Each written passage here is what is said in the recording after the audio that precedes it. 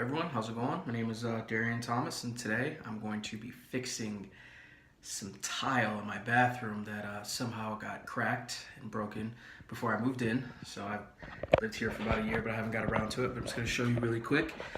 Here's the cracked tile here. That's one of them, and then this other one I'm going to fix. So I'm going to try to do it in a reasonable amount of time, and I'm going to try to teach you on how to do it quick and easy.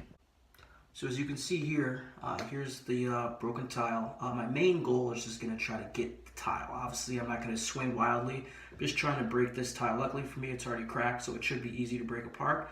The issue I'm going to run into, though, is there's HardieBacker behind this. I'm going to try to save as much as possible. HardieBacker is, what this tile is sitting on. Well, it should be sitting on. It's going to be interesting to see what's behind this. But so when I break this tile, I only want to break the tile. I'm not trying to break this tile or this, because then I'm replacing all of these tiles. So yeah, we'll see how it goes. A very important step is choosing the tools. These are going to be my three tools of choice here, and yeah, I'm excited. So let's get to it. All right, as you can see, successfully broke the tile. He said that the HardieBacker back there is a little broken, but for the most part, it's not the end of the world. I'm just gonna make sure my grout is sealed very well. But yeah, I just, like I said, a couple whacks and broke apart. Then I just kind of pieced it. I took it apart kind of with my hands, as you can see on the ground here. Here's what it is. I just used a hammer and a pry bar, and that was pretty much it. So on to the next step is cutting the tile to the right length. So I have my tile here. I picked this tile up at a Home Depot. I think it was like 88 cents or something like that. It's not an exact match, but you know what? At the end of the day, this is going to be a rental, so that's all I care about. But 88 cents at Home Depot. I have my tile saw here, right here.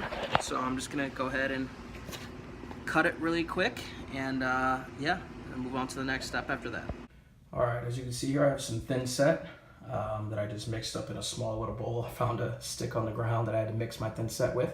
But here we are. As you can see, the tile. Obviously, this is the reason why you can see a gap is I haven't put the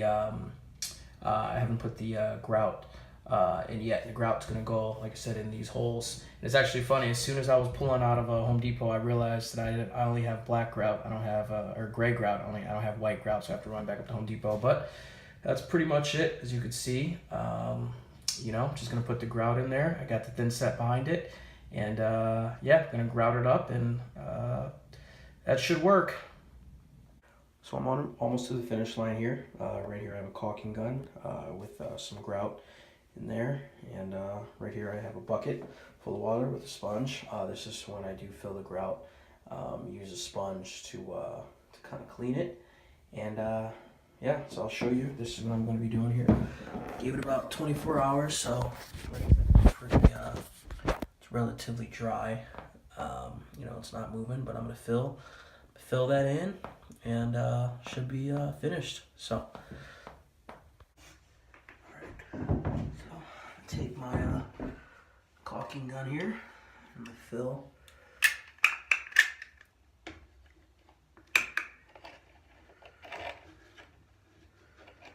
Like I said, it doesn't have to necessarily be perfect, because like I said, I'm gonna take my sponge there and clean up the excess.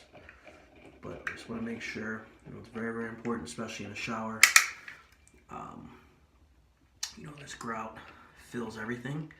You do not want to leave any holes, because with water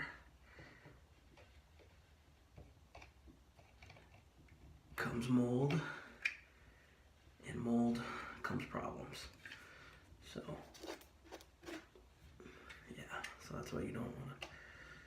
So make sure I seal that pretty well. Seal that corner. And yeah, like I said, that's pretty much it. I'd rather have too much than not enough. Just because with too much, I can clean it up. Not enough, you always have to add more, then you're bearings and whatnot. So, but yeah, so let that dry for a little bit, and then once that dries, I will be able, well, I'm gonna clean it up and then I'll let it dry. But I'm gonna take my sponge and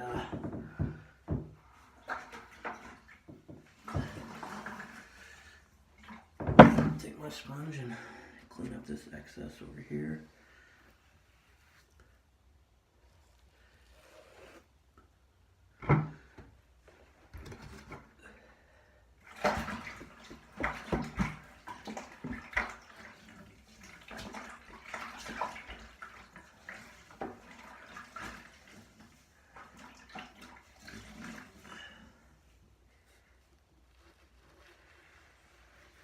Alright, so here is the finished product. Like I said, it's not the greatest. You can tell the color scheme is a little off, but for the most part, I'm turning this into a rental, so I just wanted to make it look presentable.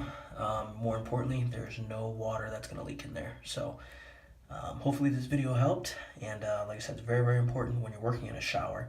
You want to make sure that the grout is there's no holes whatsoever, especially that crack in that tile. Small crack, over a couple months could lead to a huge problem down the road. So hopefully this video helped, and thanks for watching.